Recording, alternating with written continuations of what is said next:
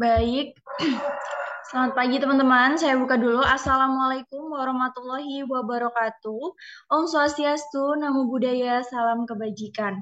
Selamat pagi teman-teman semuanya. Terima kasih yang udah menyempatkan hadir di kegiatan pada hari ini. Sebelumnya, perkenalkan, saya Berlian. Di sini saya selaku MC kegiatan hari ini. Untuk teman-teman semuanya, saya harap nanti kegiatan sampai akhir semangatnya terus dijaga ya. Luar biasa sekali untuk antusias yang hadir pada acara hari ini. Saya jadi ikut bersemangat nih ya buat memulai acara hari ini. Tapi tunggu dulu sebelum kita mulai nih, sebelum kita masuk ke pemateri yang luar biasa, saya izin membacakan rules-nya terlebih dahulu. Barangkali ada teman-teman yang baru join atau tadi belum sempat membaca rules-nya ya. Oke, untuk yang pertama, peserta dilarang membagikan meeting ID kepada selain peserta. Yang kedua, berpakaian dan berperilaku sopan saat acara dilaksanakan. Yang ketiga, peserta wajib menyalakan video dengan menggunakan virtual background yang telah disediakan panitia. Sebelumnya, mohon maaf juga saya tidak bisa memakai virtual background karena ada beberapa kendala. Yang keempat, jika ada pertanyaan, silakan bertanya melalui kolom komentar. Dan jika ada yang tidak dipahami mengenai tools tertentu pada software, silahkan menyertakan gambar screenshot layar Anda dan mengirimkan melalui kolom chat disertai pertanyaannya. Baik, saya kira sudah cukup jelas ya buat rules-nya. Buat teman-teman boleh banget ini disiapkan dulu note kesayangannya.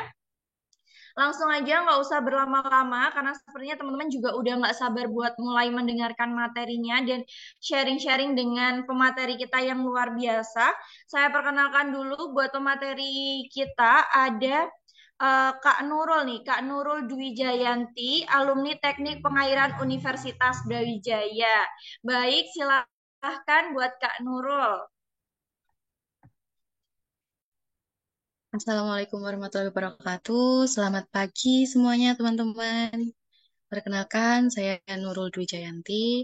Saya alumni Teknik Pengairan angkatan 2019, baru selesai sidang kemarin bulan Juni. Mungkin gitu aja perkenalan dari saya.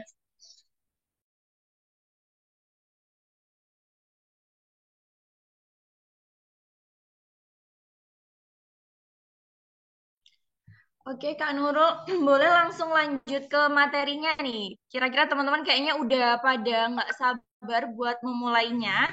Jadi buat Kak Nurul saya persilahkan.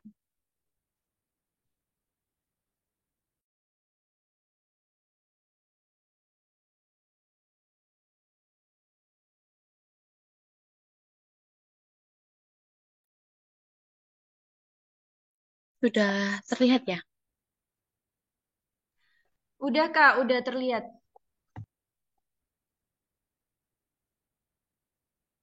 Oke, saya mau share screen-nya.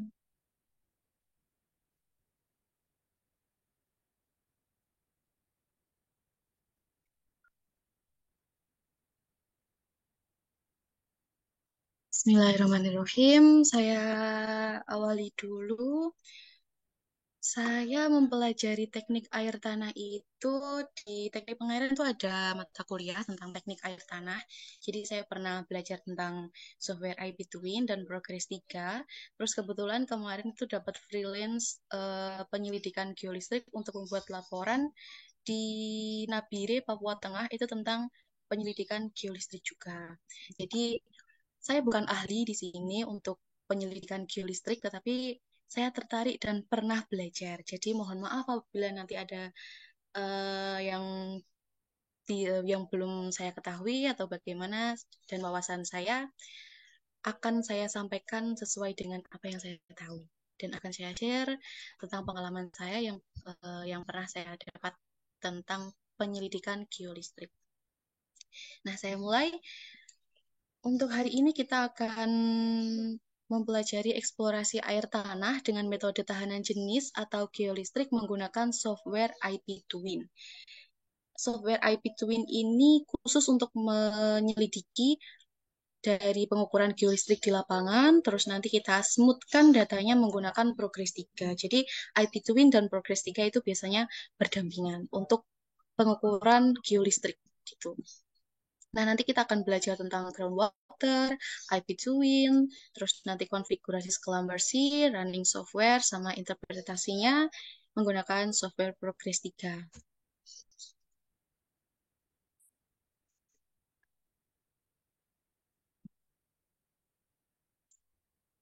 Nah, teman-teman pasti udah tahu ya water cycle tuh seperti apa, siklus hidrologi itu seperti apa. Jadi ada evaporasi dari surface water, terus nanti ada transpirasi dari vegetasi di permukaan, terus nanti akan mengalami kondensasi dan nanti jenuh akan terjadi presipitasi atau hujan.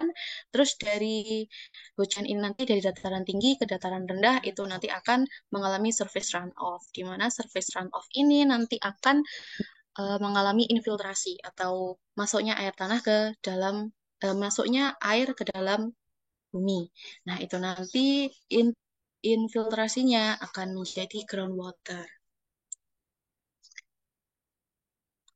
Nah, ada groundwater, ada aquifer. Aquifer itu batuan yang dapat menyimpan air, lalu meloloskan air. Jadi aquifer itu batuan di mana seperti ini, itu ada celah, di batuan ini ada celah. Air di dalam batuan ini nanti dapat disimpan, lalu dapat diloloskan. Maka dari itu namanya aquifer. Kalau gambar yang sebelah kiri itu celah-celah batuan, kalau sebelah kanan itu rongga. Jadi kalau ada celah atau rongga yang dapat menyimpan air dan meloloskan air, itu dinamakan aquifer. Nah, di mana dalam lapisan bumi itu ada unsaturated zone sama saturated zone. Unsaturated zone itu zona yang tidak jenuh air. Jadi masih ada rongga-rongga udara, masih terisi udara di dalam tanah tersebut. Itu namanya unsaturated zone. Kalau groundwater itu di dalam saturated zone. Saturated zone itu sudah tidak ada rongga udara, sudah tidak ada udara, lalu air di dalam zona ini itu jenuh. Jadi berisi air saja, tetapi dapat menyimpan dan meloloskan. Nah, batas antara saturated zone sama unsaturated zone itu namanya water table. Contoh kalau di realita itu kalian bisa lihat di sumur bor. Sumur bor atau sumur-sumur yang di desa-desa gitu. Itu kan ada permukaan muka air tanahnya. Itu namanya water table. Table ini tuh fluktuasi, jadi bisa naik, bisa turun. Kalau kemarau, mungkin muka airnya itu bisa turun. Jadi nggak tetap konstan water table-nya itu udah di ketinggian 50 meter gitu, itu tidak. Jadi bisa turun, bisa naik, fluktuasi gitu. Kalau kalian lihat di permukaan sumur, itu namanya water table. Water table-nya seperti itu.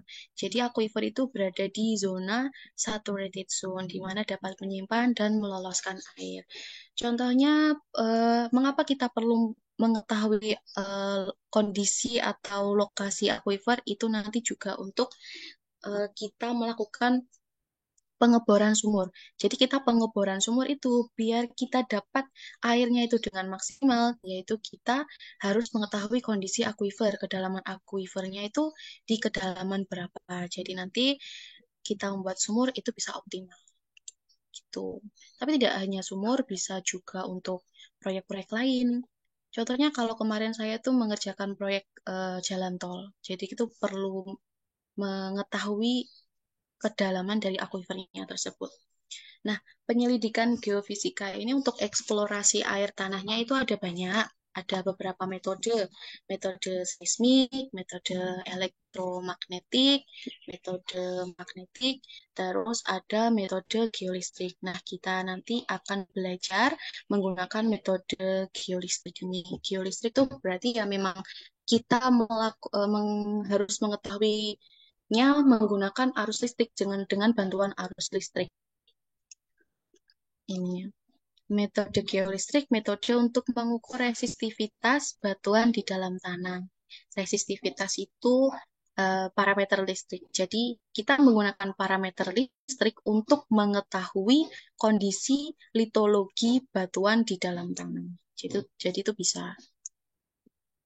Terus ini kondisi geolistriknya. Metode geolistrik itu untuk mengetahui kelistrikan, mengetahui resistivitas, sehingga nanti didapatkan lapisan-lapisan batuan. Tidak cuma akuifer, tapi nanti juga ada contohnya lempung, lanau, tufa, lempung pasiran, pasir lempungan, pasir, dan lain-lain. Nah, cara kerja dari geolistrik ini itu adalah menginjeksikan arus listrik ke dalam bumi. Jadi nanti ada elektroda arus sama elektroda potensial itu diinjeksikan ke dalam bumi, lalu nanti dari alatnya itu resistimeternya itu nanti dapat muncul arus sama beda potensialnya. Alatnya seperti ini, ada meteran, ada palu, terus ini resistimeternya. Nah, yang pertama harus dilakukan itu kita harus mengetahui titik-titik lokasinya, titik-titik yang akan dilakukan penyelidikan geolistrik yang akan kita cek menggunakan resistivity meter ini itu di mana aja. Ada beberapa titik gitu, ada banyak. Terus kita langsung memulai pengukurannya dari menyiapkan peralatannya itu dari meterannya itu kita bentangkan, terus arus elektroda arus sama elektroda potensialnya itu kita pasang, terus akinya itu kita arahkan ke main unit, lalu nanti tinggal pengambilan data. Nah, pengambilan data itu nanti kita isi form secara manual ditulis gitu. Nah, ini peralatannya itu ada resistivity meter. Alatnya itu nggak cuma tipe SAZ ini, ada Naniura.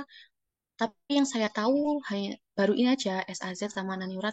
Mungkin ada banyak dan selain ini juga ada gitu. Terus ada elektroda stainless, switchboard, electrode switching, aki, baterai aki, steel copper electrode, meter scale, multimeter connection, sama GPS. Nah, contoh ini contoh dari pengukuran lapangan. Ini saya dapat waktu freelance kemarin itu pengukuran geolistrik di Nabire, di Papua Tengah. Itu ada gini, AB berdua. AB itu jarak elektroda arus listrik. Kalau MN itu jarak elektroda tegangan. Terus K itu faktor koreksinya, terus nanti itu yang didapat tuh nilai arus, beda potensial, sama rho A, hambatan jenis semuanya. Itu udah kita dapat. Seperti ini contoh datanya. Nah, secara garis besarnya, cara pengolahan data geolistrik itu tadi kita melakukan pengukuran data di lapangan, terus nanti kita olah datanya itu kita dapat data, kita olah di IP2Win sama Progress 3, terus baru interpretasi dari data tersebut. Interpretasi hasilnya dari software itu nanti akan kita ketahui litologinya itu seperti apa, kedalamannya seperti apa, ada berapa banyak lapisan, kedalamannya itu berapa, terus aquifernya letaknya di mana gitu. Secara garis besar, IP2Win itu grafiknya nanti seperti ini. Tahapannya kita input data, koreksi data, penambahan data, terus pembuatan cross section. Terus outputnya ada resistivity layer, tabel resistivity layer, grafik log resistivity terhadap AP per 2, resistivity cross section, ada pseudo cross section. Kalau pseudo cross section itu nanti didapatkan dari beberapa titik, jadi dia dijadikan satu gitu. Nah, kelemahannya dari software IP2Win ini sering terdapat bug atau error-error sehingga saat kita running softwarenya kadang langsung keluar gitu.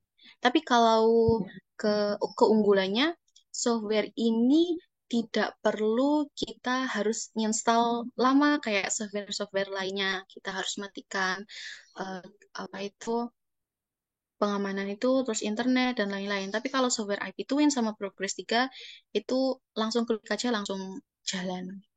Nggak perlu kita nginstal terus harus ada pokoknya ada file application itu langsung kita buka gitu. Enaknya kayak gitu.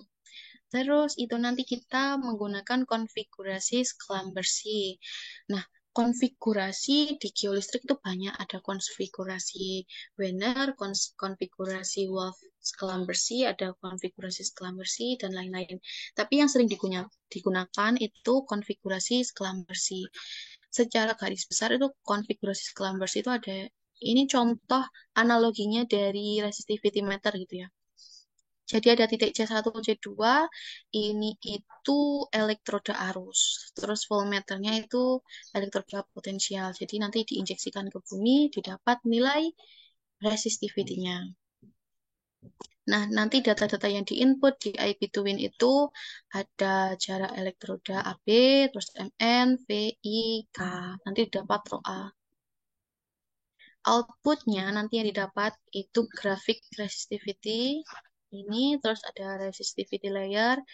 N itu banyaknya lapisan di titik pengukuran tersebut itu ada berapa? Kalau ini berarti ada 7, terus H itu ketinggian tiap lapisan, terus D-nya itu kedalaman paling akhir. Nah, ini pseudo section, ada pseudo section. Ini jadi beberapa titik itu ada titik, contohnya ada beberapa titik pengukuran gitu ya. Ada satu titik, dua, dua atau tiga, minimal dua. Itu nanti dibuat long sectionnya, jadi seperti apa gitu. Terus ini resistivity cross section. Terus setelah ini kita langsung belajar running aplikasi IP Twin-nya. Dari pemaparan ini sebelum kita mulai, apakah ada yang ditanyakan?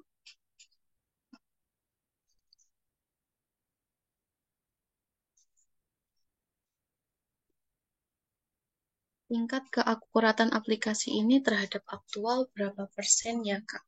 Nah, untuk tingkat akurasi saat kita running itu kadang ada yang miss. Jadi waktu awal kita kan harus mengetahui titik sama kedalaman kedalaman kira-kiranya itu akuifernya di mana. Jadi kalau kita waktu running ternyata kedalamannya itu tidak sesuai, contohnya kita running kedalamannya 50, ternyata waktu kita lihat, jadi kita itu harus punya peta geologi, punya peta hidrogeologi.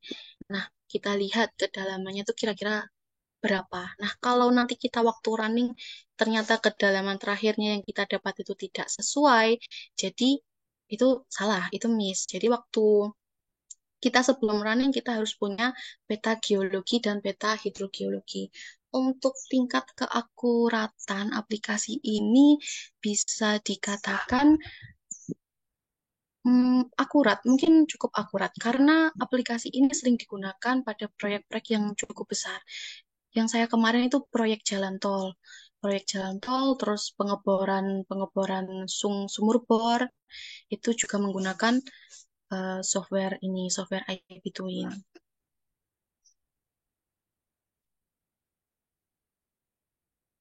Nah ya, izin bertanya untuk nilai AB dan MN itu gimana ya Kak sebenarnya menghitungnya? Apakah jarak elektroda arus dengan datum pertama atau jarak elektroda arus A hingga elektroda B?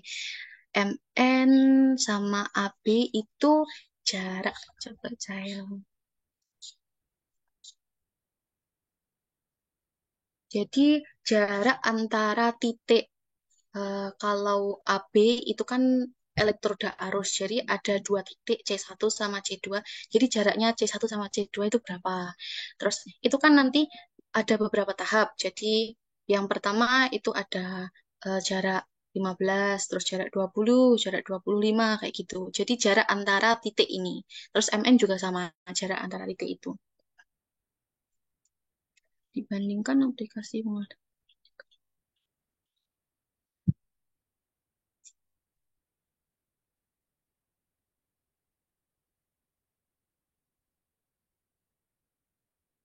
Dibandingkan aplikasi pengolahan data lainnya, apa saja kelebihan dari aplikasi IP Twin dibandingkan software lainnya? Kalau software IP Twin itu tidak banyak tools yang digunakan, yang pertama.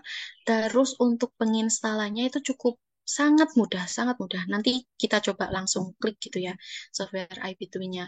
Terus sangat mudah dipahami, tetapi dalam pengoperasiannya kita perlu mengetahui peta geologi, peta hidrogeologi terlebih dahulu. Jadi kadang yaitu ada miss, kadang haruslah seharusnya itu lapisannya ada ini, ada berapa, terus kedalaman terakhirnya itu sekitar 100 meter 100 meter, tetapi kok cuma segini gitu. Jadi kita harus tahu apa itu punya kita harus punya peta geologi dan peta hidrogeologi di lokasi tersebut gitu.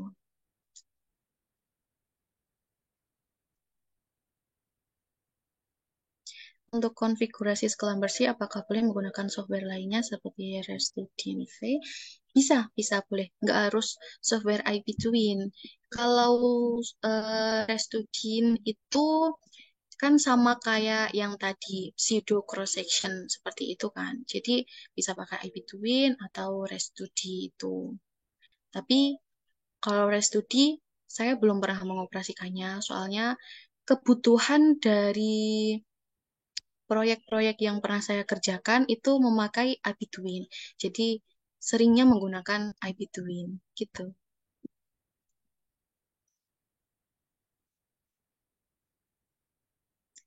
Oke, saya rasa cukup ya untuk pertanyaannya. Kita langsung langsung running ke softwarenya.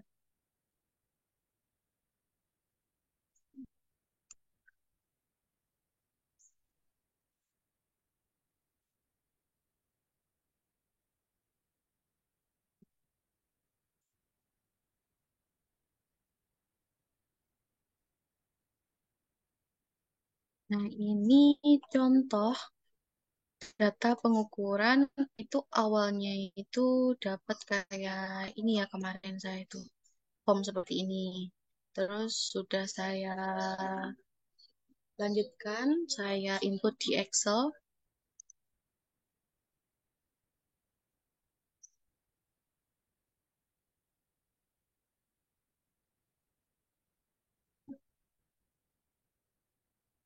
Ada data AB per 2, MN per 2, MN, P, sama I.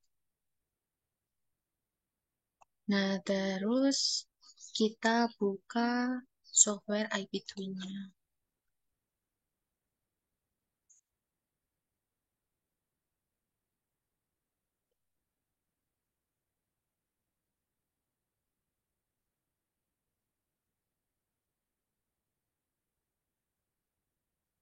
Nah, ini software IP Twin-nya, ini tipenya yang application, langsung kita klik aja. Nah, ini langsung masuk.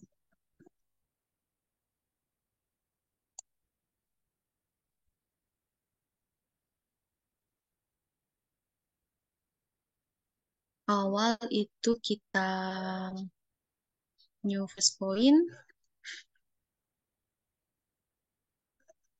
Ini ada AB per 2, MN, SB, V, I, K, sama OA. Nah, itu kita masukkan yang pertama itu AB per 2.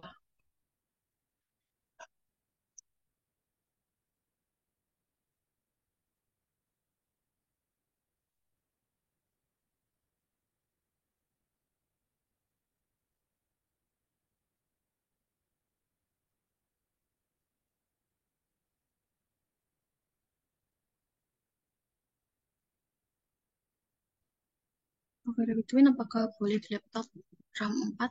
Bisa, karena softwarenya nggak terlalu berat ya. Pertanyaannya nanti lagi ya.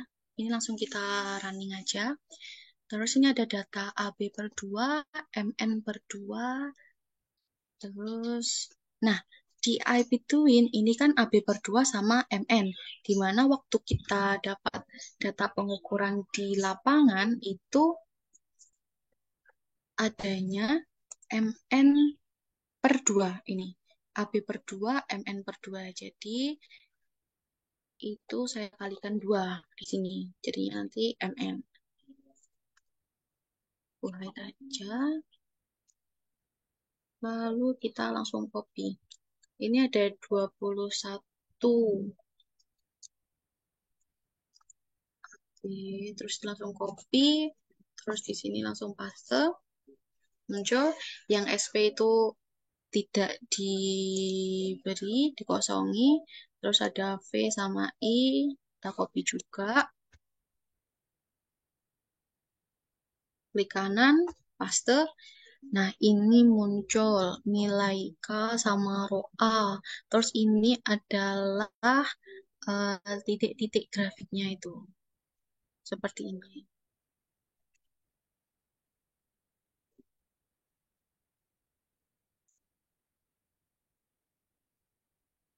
Terus dari sini kita save dulu. Kita save, kita klik GL2. GL2 save. Terus itu kita copy. Copy, lalu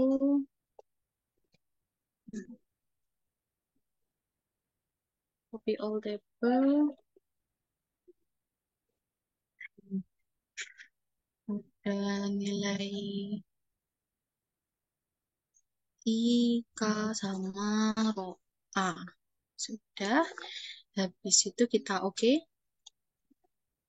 Kita save dulu. Tadi GL2. Nah, ini ada dua garis. Garis yang warna biru itu true resistivity-nya. Terus yang warna hitam ini grafik berdasarkan pengukuran di lapangan. Untuk MN-nya kita pakai average. Terus klik OK.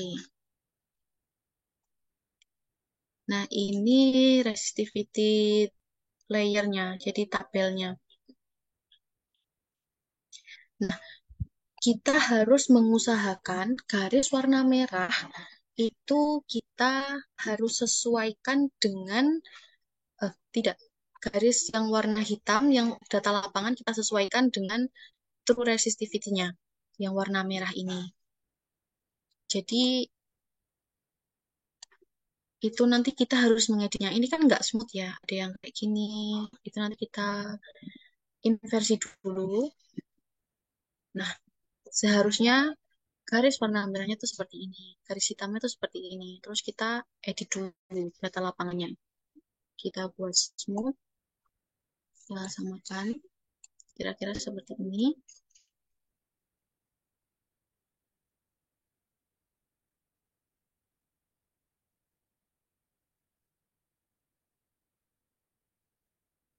Oke, inversion lagi,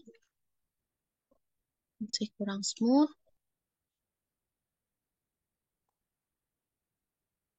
Kalau sulitnya menggunakan software IP Twin itu kayak gini, lama. Lamanya itu kalian harus sabar buat membuat ini biar grafiknya itu smooth. Jadi harus nyoba-nyoba terus. Ini seharusnya ke atas.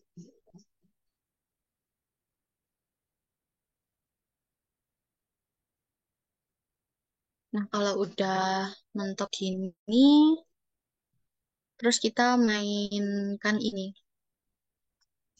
IP Twin kayak main-main sih ya ini. Ini kita dapat berubah. Ini kan berubah ya.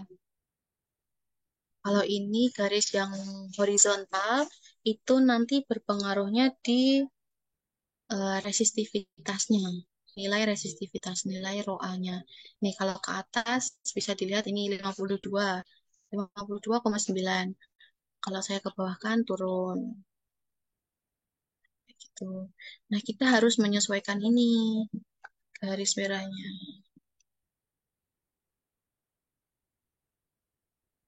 Terus kalau kita mau menambah lapisan, kita klik kanan garis warna birunya, lalu split.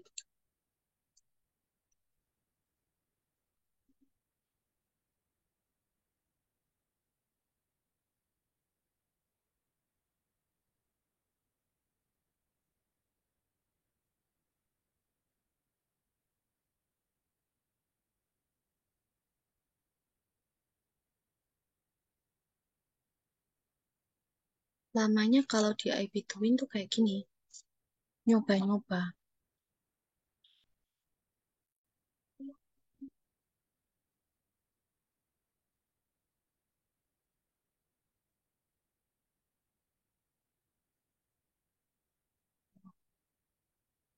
Kalau nggak pernah nyoba ya nanti kesulitan. Nggak tahu itu harus gimana, kita harus gimana. Terus ini yang akhir ini kan udah nggak bisa ya. Kalau kita gini ikut ke atas, kalau gini nggak bisa. Itu solusinya kita buat lapisan lagi. Kita split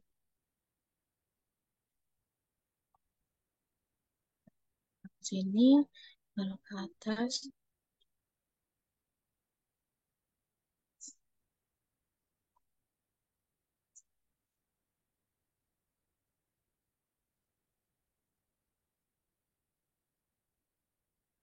Tujuannya waktu kita membenarkan ini itu yang pertama, ini kan garis merahnya harus sesuai ini kan ya. Terus kita lihat nilai error di sini. Nilai kesalahan relatifnya itu harus kecil. Kalau saya biasanya itu saya harus membuat kesalahan errornya itu dalam rentang 1 sampai 2% persen aja. 1 sampai 3 lah. Itu berarti nanti keakuratannya tinggi. Kalau 5 itu kurang. Kalau sudah hampir seperti ini ya, kita udah kesulitan, kita inversi. Ini belum smooth, kita buat, kita ini lagi.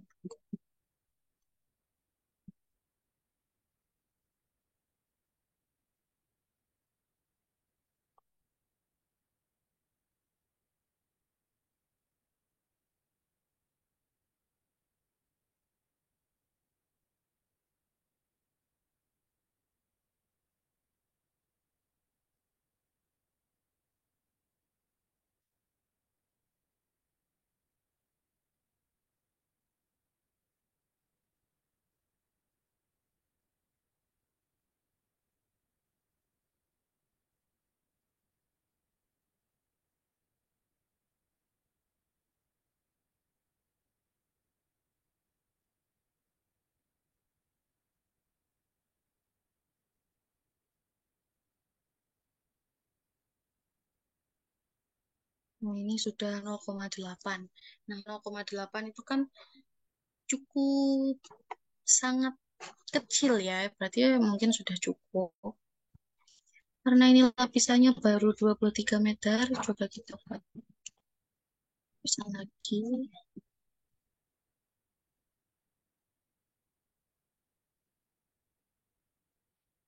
Nah, ini masalahnya. Seumpama kalian itu lagi mau buat split lagi, kalian kan tadi kliknya di yang paling akhir di sini. Terus kalian cari, oh, nggak muncul split. Terus kalian cari lagi sebelumnya. Ini juga nggak muncul, berarti sebelumnya lagi. Nah, di sini.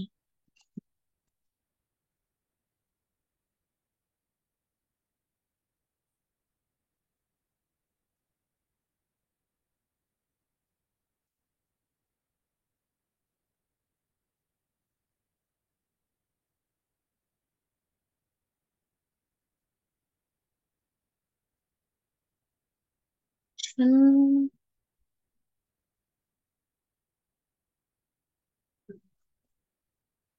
dan setelah itu, kalau ini dirasa cukup ya,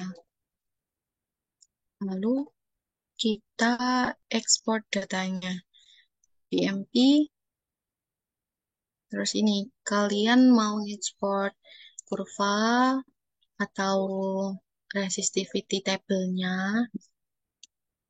biasanya pakai ini aja. Kalau soalnya kita belum ke pseudo cross section, jadi pakai di export kurva. Contoh kita ini aja kurva save GL2.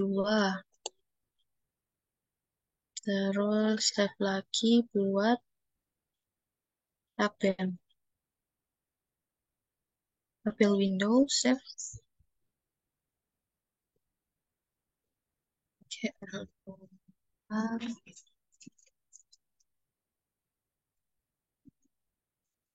Save. Nah, hasil akhirnya itu seperti ini kalau IP Twin. Udah dapat grafik resistivity-nya sama resistivity layernya dalam bentuk tabel. Kalau dilihat di sini, itu pembacaannya seperti ini.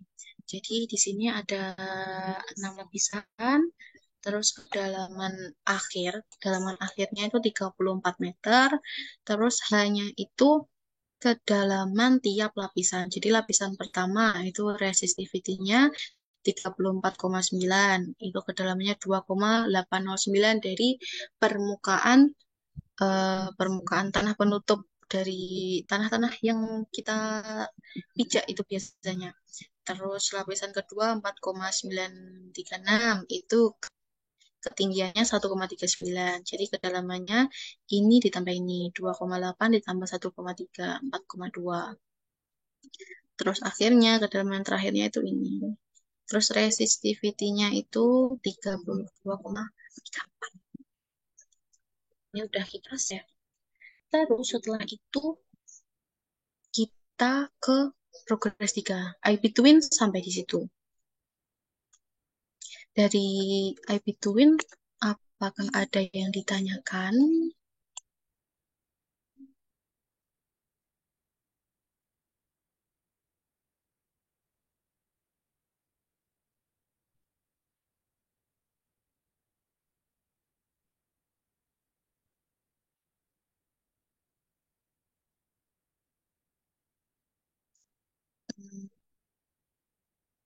Untuk nilai geolistrik yang dikeluarkan oleh software memiliki ciri khas sendiri untuk setiap litologi dan kedalamannya.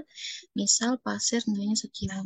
Oh ya, waktu awal-awal saya itu juga kesulitan, juga punya pernah pertanyaan seperti ini ke orang yang survei geolistrik itu. Jadi kalau kedalaman itu tidak paten, soalnya tiap daerah kan berbeda-beda ya. Seumpama di Jawa Timur, pasirnya sampai kedalaman 20 meter, terus ke bawahnya ada lempung itu sampai kedalaman ini. Nanti kedalaman litologi tiap daerah itu berbeda-beda. Kalau untuk nilai resistivity-nya itu ada acuan, ada banyak sekali acuan. Contoh ini panduan praktikum saya waktu kuliah di teknik pengairan.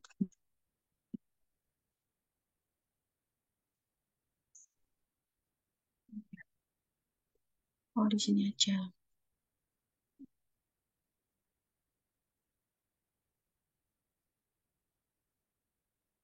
Ini ada tabel harga resistivity batuan, ada look 2004.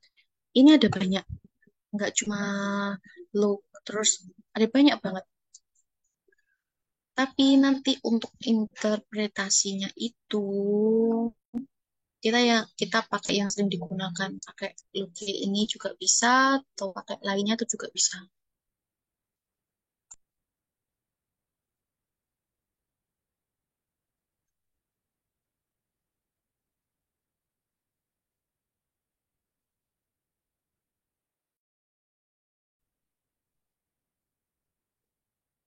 Kalau dilakukan smoothing, apakah itu merubah data akuisisi apa tidak? Jadi, kita kan tadi membuat data lapangan itu biar smooth kan, sama yang garis merah tadi, kurva matchingnya. Seharusnya data lapangan itu memang menyesuaikan dengan kurva matching sesuai software tadi. Nah, kenapa kok dirubah? Apa nanti kita akan istilahnya merubah data lapangan? Jadi, memang biasanya itu terdapat error-error dalam pengambilan data di lapangan. Jadi yang benar atau yang seharusnya itu kita menyesuaikan sama kurva matching yang di IB20 itu. Jadi kita buat smooth gitu. Memang seharusnya yang seperti garis merah itu. Soalnya data pengukuran itu kadang salah. Contoh kemarin itu data data ROA. ROA yang waktu pengukuran di lapangan ini kan sudah ada. sudah muncul kan 47,5, 37,7. Ternyata waktu saya running di IB Twin, waktu tadi awal-awal itu yang saya masukkan data AB sama data MN, ternyata ROA-nya itu berbeda. Terus saya coba cek secara manual, kan ada perhitungannya kan. Terus yang benar itu yang mana? Ternyata yang benar itu yang software. Karena kadang dalam pengambilan data di lapangan itu ada error-error kecil. Nah, kalau secara manualnya tuh seperti ini. Ini ROA K dikali delta V per I. Jadi beda potensialnya itu dibagi sama arus listriknya. Saya kurang tahu apakah memang ada kesalahan dalam penulisannya, ada human error-nya gitu saat penulisan di kertas data pengukuran, atau memang alatnya itu ada yang error, tapi yang pasti benar itu yang di software untuk ROA-nya itu.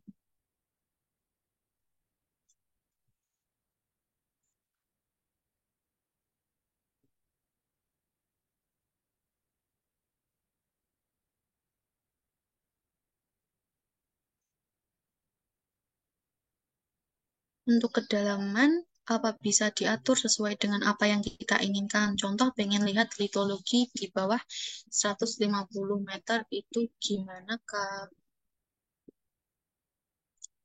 Kalau litologi itu kan waktu awal kita memilih titik sama kita sudah mengetahui kedalaman kira-kiranya itu berapa gitu kan. Terus nanti kita atur di IP2-nya. Contoh kalau kita ingin ngatur itu gini. Ini kan kalau ini kan resistivity-nya. Kalau ini kedalamannya.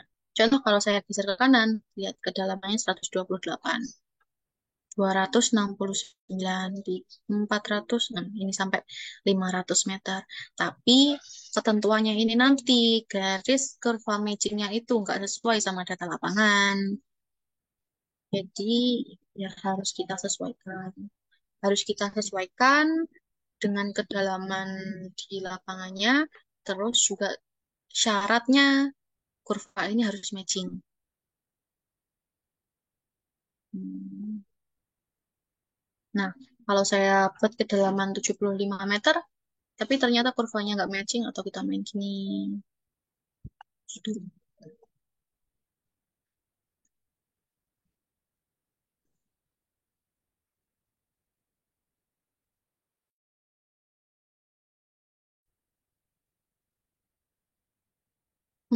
Oh, ada yang belum saya jawab.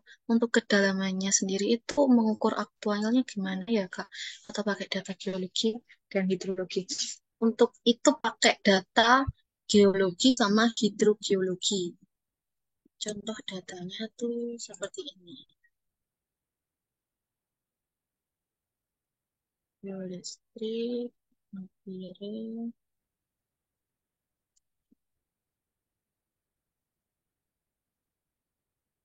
Nah, ini peta geologi.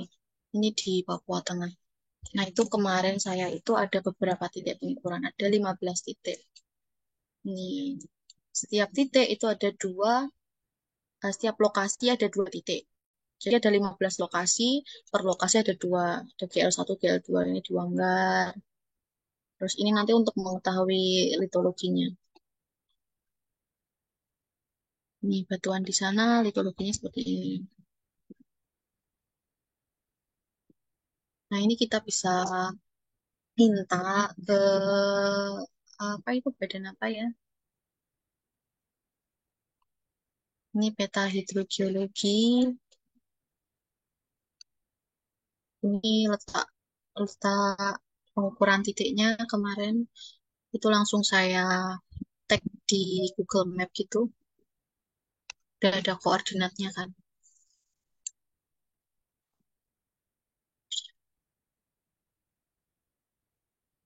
Nah, ini itu foto dokumentasi asli ya di sana. Coba saya bukakan kalau ingin tahu.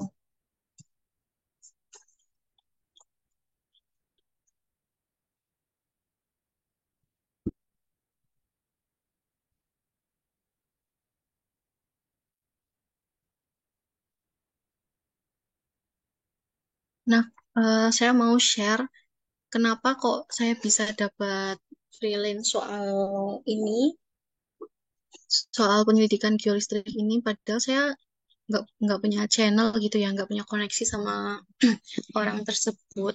Namanya Kak Erwan, itu dari CV di Bandung. Terus mengerjakan penyelidikan geolistrik ini buat proyek jalan tol. Itu kemarin tuh saya kan ada channel YouTube, itu aku bahas software iBetween sama Progress 3, terus dihubungi gitu buat bantu penyelesaian laporan. Jadi aku di iBetween tuh belajarnya ya dari freelance itu. Nah ini, setiap lokasi itu ada dua titik. Lokasi pertama, GL pertama. Ini di Nabire, Papua Tengah. Ini alatnya, resistivity meternya.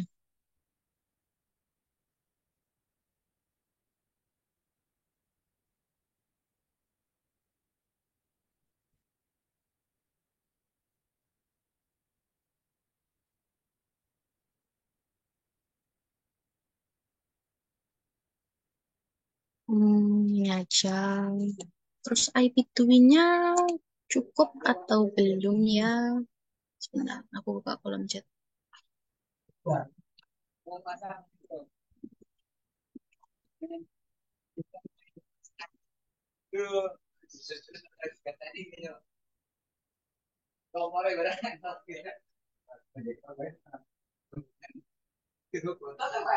Untuk panjang lintasannya apakah berpengaruh ya Kak? Terus jarak spasi elektrodanya juga berpengaruh. Untuk jarak bentangnya berpengaruh. Jadi waktu kita pengukuran itu kita buat estimasi buat kita melakukan pengukuran tuh sampai sampai berapa meter atau berapa kilo gitu. Jadi soalnya kalau kita nanti semakin terbentangnya itu cukup jauh, jadi nanti keakuratan datanya itu nggak bisa sesuai sama titik yang kita cek. Jadi jadi kita itu ngeceknya cukup beberapa meter gitu aja.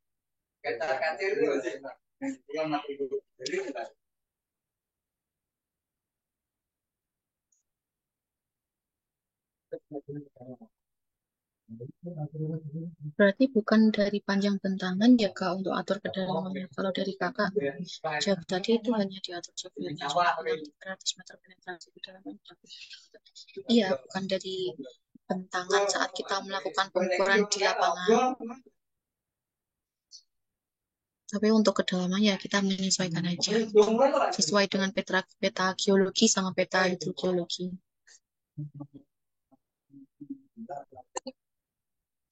Ini cukup ya untuk IP Twin. Selanjutnya ini nanti kita lanjut ke progres 3. Nah, ini kan seharusnya aku bahas IP Twin aja, tapi karena progres 3 itu ada sangkut pautnya dan pasti digunakan di antara IP Twin dan progres 3 dan berkaitan kan datanya nanti progres itu menggunakan data IP Twin, terus kita belajar aja sekalian.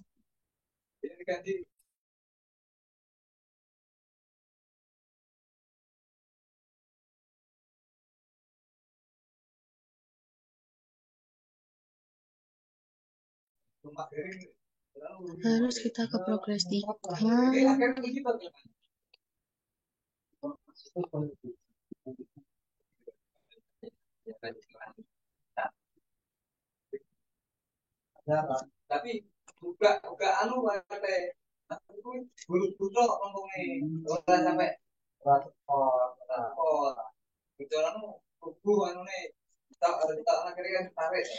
Nah, itu kita klik yang application yang ini.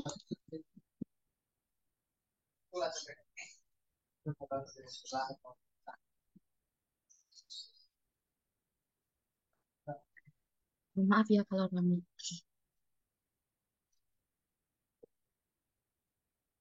Terus kita lanjut progres 3. Nah, ini ada spacing sama observe data. Spacing itu nanti yang dimasukkan tuh AB berdua sama observe data, itu nanti yang dimasukkan itu ROA.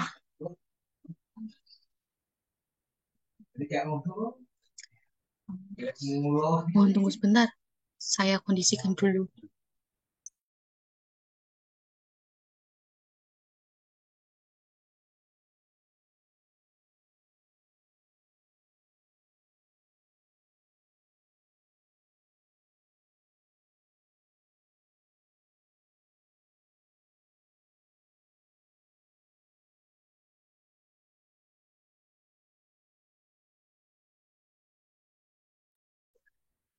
Mohon maaf ya, kita lanjut input datanya.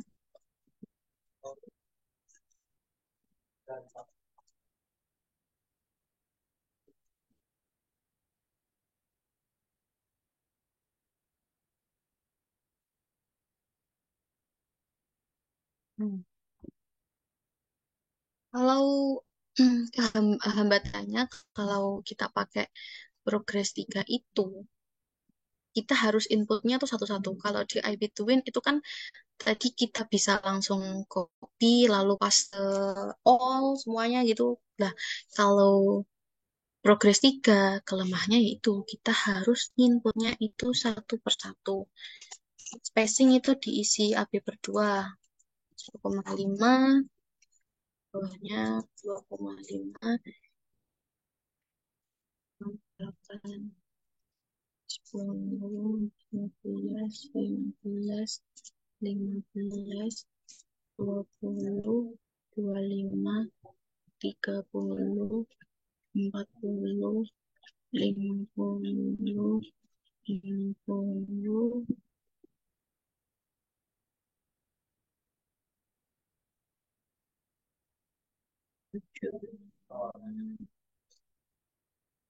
25, lewat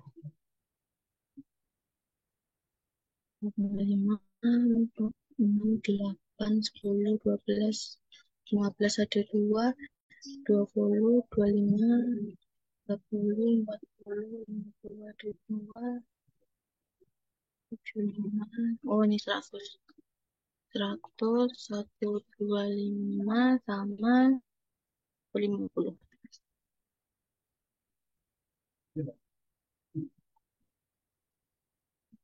Observe data itu ROA.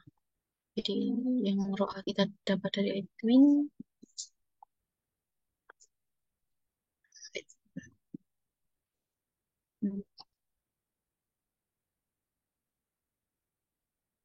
Yang paling membuat jenuh itu ini, kita harus inputnya satu persatu. Karena kalau paste langsung itu nggak bisa. Langsung paste satu kolom gitu.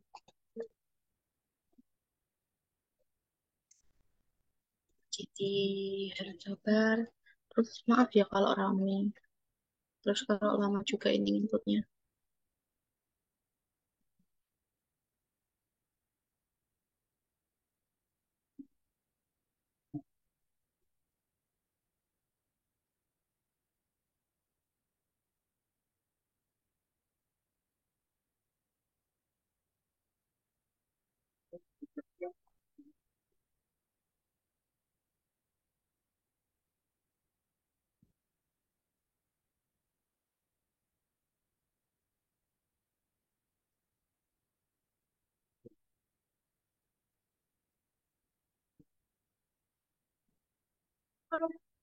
Ini inputnya.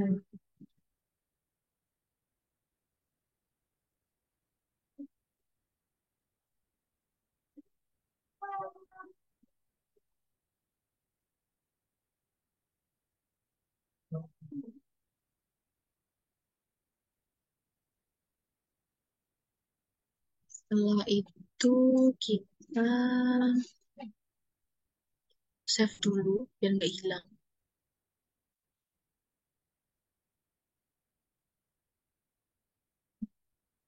Oh ini dia salah. Save GL2, save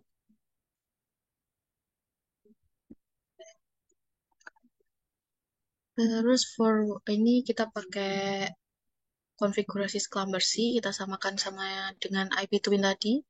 Terus forward modeling,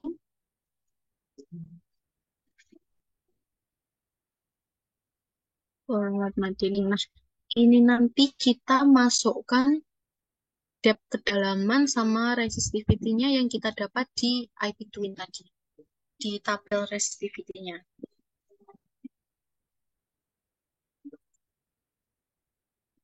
Ini kan tadi.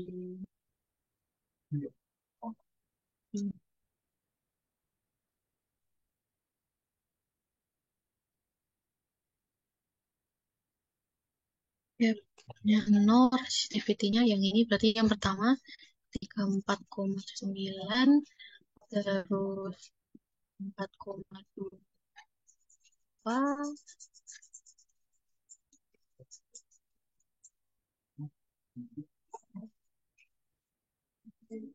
hmm, 94, 29,1, 20,5, 4,2, 6,95, 15,2, 54,3.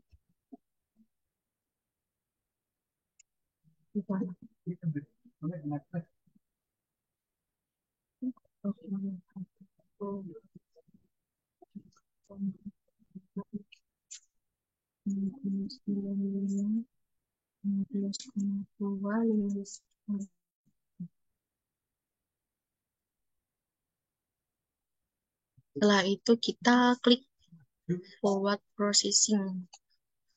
Nah, ini muncul RMS root mean square-nya. Kesalahan relatifnya kayak yang tadi di IP Twin kan ada di tabelnya itu kesalahan relatifnya berapa. Ini kita cek 19,625%. Nah, itu kita inverse processing. Nanti berkurang. 9,6, 8,9, 8,7, 8,4. Bisa. Ini udah mentok, udah nggak bisa. Terus kita interpreted data.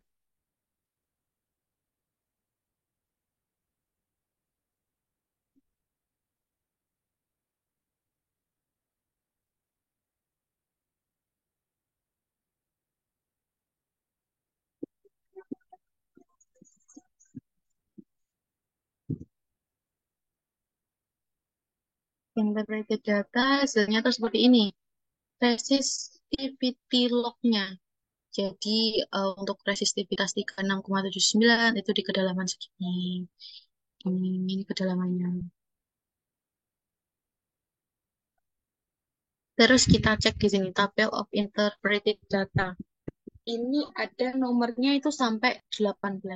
Padahal kita tadi inputnya ada 21 ya. Ini nomornya sampai 21. Kenapa kok seperti itu? Karena untuk nilai AB per 2 yang nilainya sama itu diakumulasikan. Kalau di sini diakumulasikan di rata-rata. Jadi kalau di sini AB per 2-nya yang sama itu ada 15 ini ya. Itu di progres 3 itu di rata-rata. Jadi ROA-nya berapa gitu. 15 ini, terus 50 kan juga ada yang sama, 100 juga sama. Berarti berkurang 3. Berarti betul, 18. 21 dikurangi 3, 18. Tabelnya ini. Terus kalau kita mau ekspor, itu kita print to file. Terus kita GL2. Kita cek.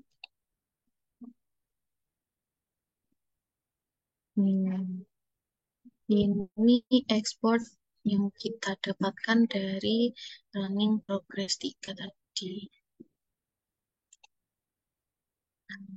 Hasilnya seperti ini grafiknya.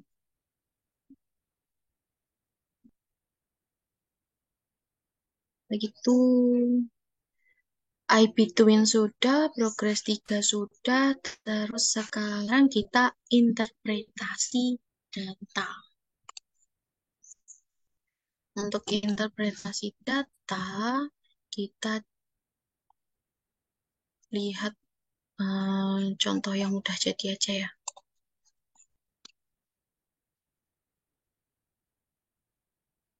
Itu ini. Ini kemarin pengukuran di Sumedang. Nih, tiap tiap lokasi ada 2 GL. GL tuh titik, ada 2 titik. GL pertama hasilnya seperti ini, GL kedua hasilnya seperti ini.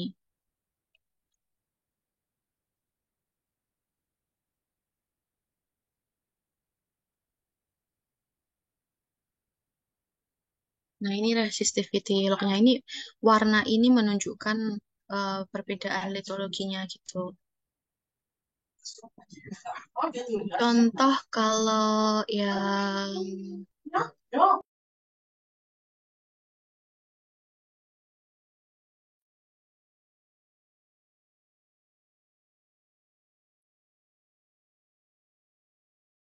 contoh ini yang di Sumedang. Kalau ini buatnya di Excel aja sih nggak apa-apa.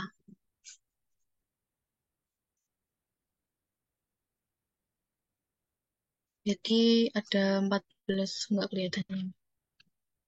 14,4 ini di kedalaman sini. Ini yang di dalam warna-warna tabel ini itu resistivity-nya, nilai resistivitasnya. Terus ini kedalamannya. Nah, ini untuk data aquifernya.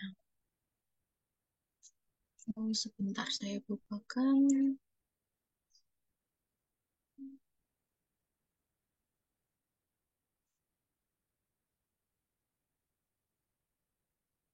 Di Nabire.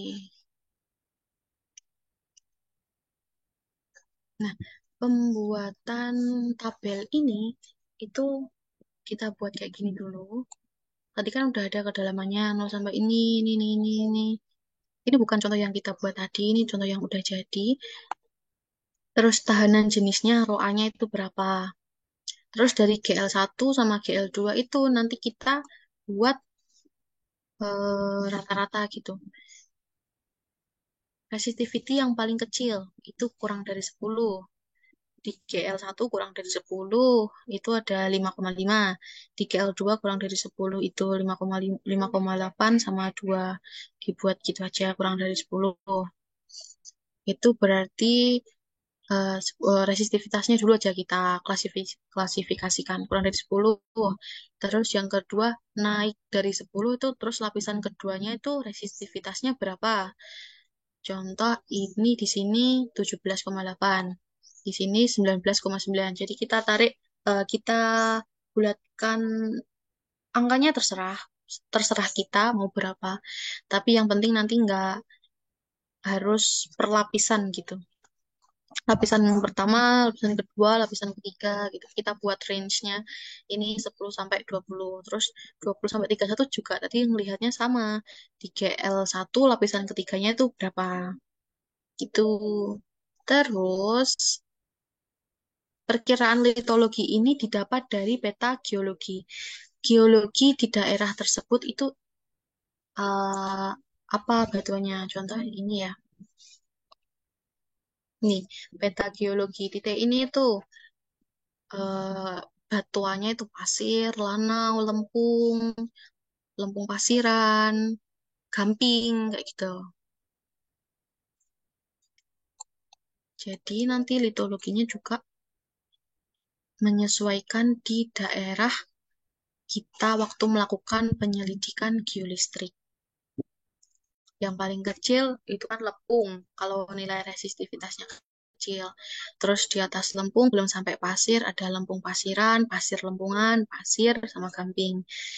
Lempung pasiran itu artinya dominan lempung daripada pasir. Terus kalau pasir lempungan itu dominan pasir daripada lempung. Pasir terus gamping. Nah, perkiraan hidrogeologinya itu Aquifernya di mana gitu.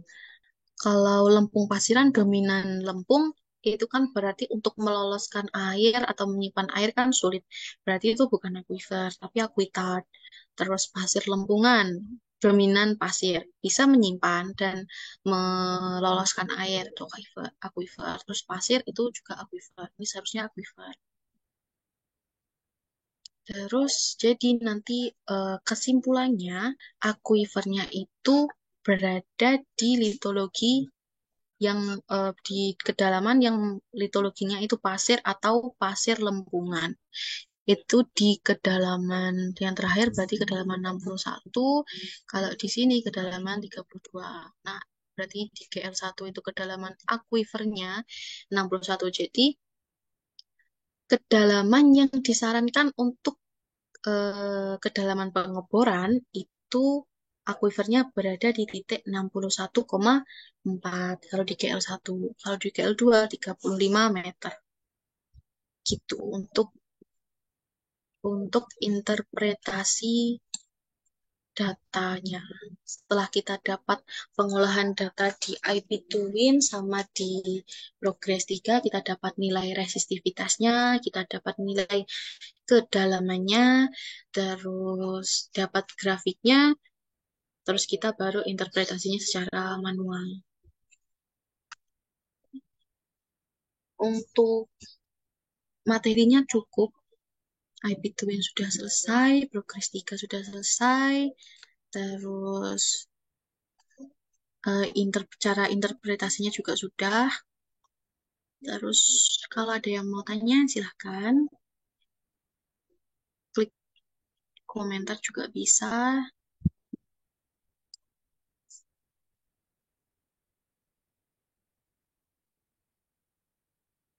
Apakah ada acuan untuk menentukan suatu titik pengukuran untuk mencari aquifer? Apakah ada acuan untuk menentukan suatu titik pengukuran untuk untuk penentuan titiknya gitu ya. Jadi waktu awal yang kita dapatkan titik-titik itu biasanya kita kan punya peta geologi, punya peta hidrogeologi, terus punya peta peta CAT, cekungan air tanah itu yang kita dapat bisa dari BPWS atau dari online. Nah, itu nanti waktu kita pengajuan buat penyelidikan geolistrik, kita tanya dulu biasanya yang daerah dengan cekungan air tanah itu di mana. Terus lokasi titiknya tepatnya itu di mana. Jadi kita langsung menjurus di titik-titik yang mempunyai kemungkinan atau potensi-potensi ada terdapatnya aquifer. Jadi udah kita melakukan pengukurannya itu nggak sia-sia langsung asal injeksi ke dalam bumi gitu tidak. Jadi udah ada rencananya dari badan-badan terkait juga.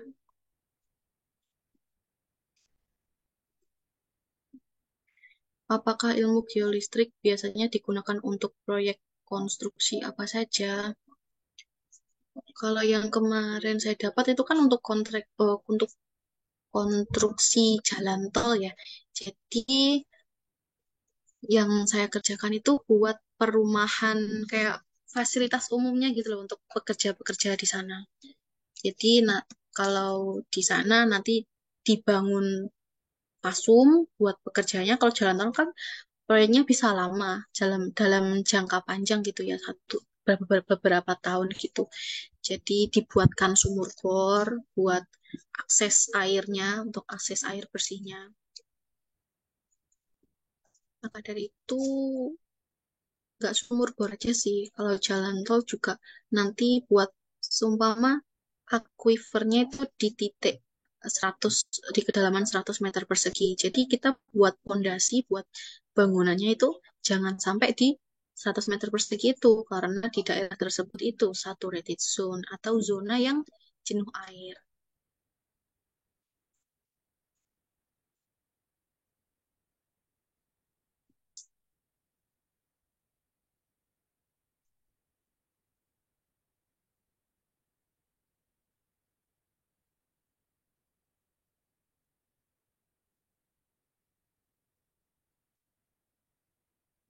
Keunggulan IP Twin sama Restudio itu kalau dari aku belum tahu ya, soalnya aku belum nyoba Restudio.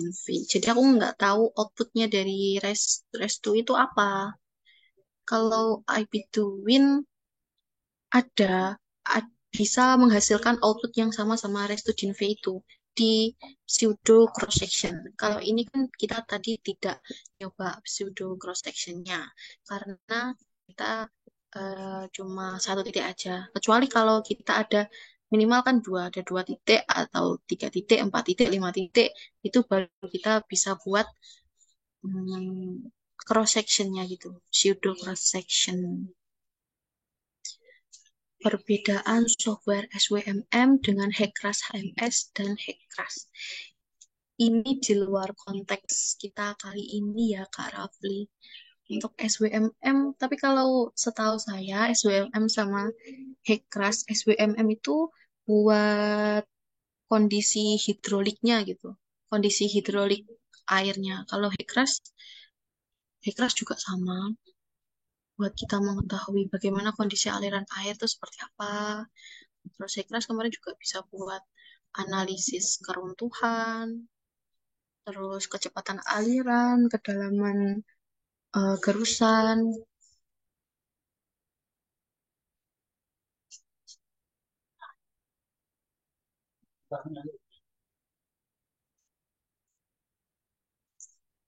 Hmm. Untuk interpretasi yang tadi yang kakak jelaskan untuk nilai range resistivity itu kira-kira diperoleh dari mana dan apakah di setiap daerah akan sama range resistivity-nya? Jika berbeda, bagaimana melakukan penentuan untuk range nilai resistivity ketika ingin melakukan interpretasi? Untuk nilai range resistivity itu berbeda tiap daerah yang kita lakukan penyelidikan geolistrik. Karena yang seperti yang saya jelaskan tadi, tiap daerah itu berbeda kondisi geologinya. Kondisi geologi di Papua sama kondisi geologi di Tanah Jawa itu berbeda. Jadi nilai range-nya pasti berbeda karena nilai range resistivity tadi yang saya buat itu kan menyesuaikan sama eh, titik satu dengan titik dua di lokasi tersebut gitu. Jadi pasti berbeda. Bisa saja kalau tadi kita kurang dari 10 di tanah Papua itu lempung, kalau di sini bisa sampai 20 atau 30 gitu.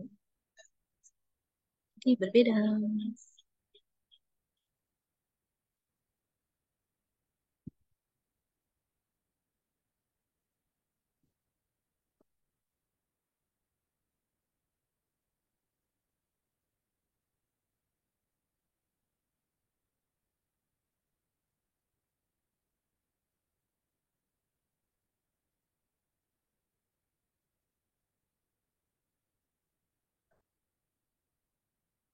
Patokan litologi dari peta geologi regional apa dengan skala regional yang begitu besar, 1 banding 50 bisa ditentukan.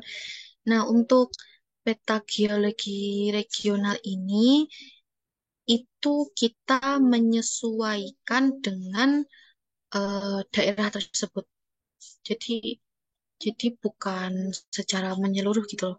Jadi kalau Kabupaten Nabire kan peta geologi kan kalau seumpama dari badan terkait itu ada per kabupaten, ya kita pakainya per kabupaten. Kalau seumpama sudah menyediakan per kecamatan, ya kita pakai yang paling spesifik. Karena semakin kecil lingkup peta yang kita dapat, berarti semakin spesifik data yang kita dapat. Apakah kalau dikatakan apakah bisa jadi patokan? Bisa, karena memang peta geologi tersebut sudah terakreditasi dan sudah dicek oleh badan-badan terkait.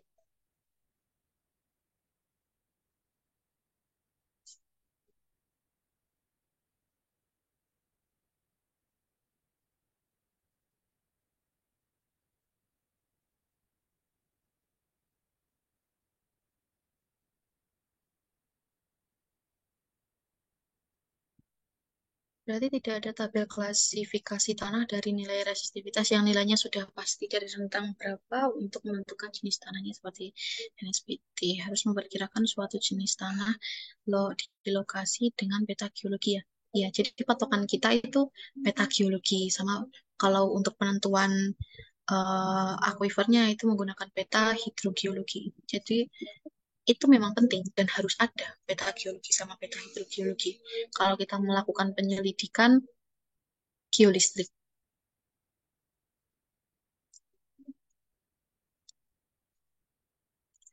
Oh, apakah ada pertanyaan yang terlewat ya?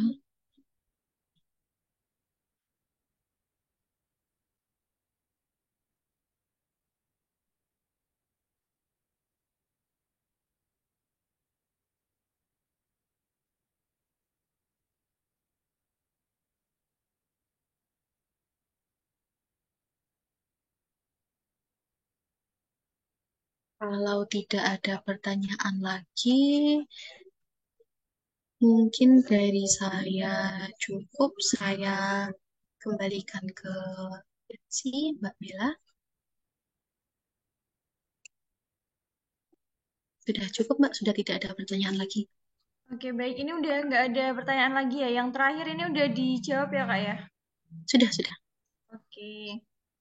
Baik, buat teman-teman kalau misal kira-kira masih ada pertanyaan lagi, apakah boleh buat DM Kak Nurul nih? Kalau boleh, boleh di-share Instagramnya Kak Nurul ya. Siapa tahu teman-teman ada yang belum sempat tanya dan mungkin waktunya udah terlanjur habis. Boleh Kak Nurul di-share di komentar kalau berkenan. Iya, boleh. Ini ada di akhir PPT-ku. Oh iya, LinkedIn iya buat. ada, Hmm? ini ada akun Instagram aku, Dwi Janur. Terus kalau mengunjungi YouTube juga bisa, channelnya Nurul Dwi. Itu ada beberapa software juga di sana. Oke, baik. Udah lengkap banget ya. Jadi nanti kalau misal teman-teman ada yang kepo sama YouTube-nya, boleh banget. Karena beberapa materi udah di-share di YouTube ya, Kak Nurul ya? Sudah, sudah. Iya. Oke, baik. Terima kasih Kak Nurul atas materi yang disampaikan. Ini teman-teman kira-kira udah dapet banyak banget ya apa ilmu-ilmu baru yang didapat. Terima kasih saya sampaikan buat materi kita yang luar biasa. Baiklah, tidak terasa nggak kerasa ya. Ini kita udah berapa jam tadi? 1 jam, hampir 1 jam setengah ya. Kita mendengarkan materi dari Kak Nurul. Buat teman-teman yang masih pengen mengikuti kegiatan kita, boleh juga di follow Instagramnya kita. Jadi buat teman-teman, kita masih ada beberapa volume selanjutnya ya. Oke, buat teman-teman, ini kita foto dulu ya Kak Nurul ya. Boleh di on camin sebelum saya akhirin.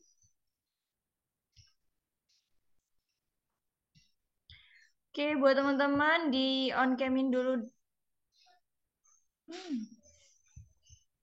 Buat panitia dibantu buat ini ya, buat screenshot ya. Ini ada 4 slide. Oke, nanti saya bantu hitung.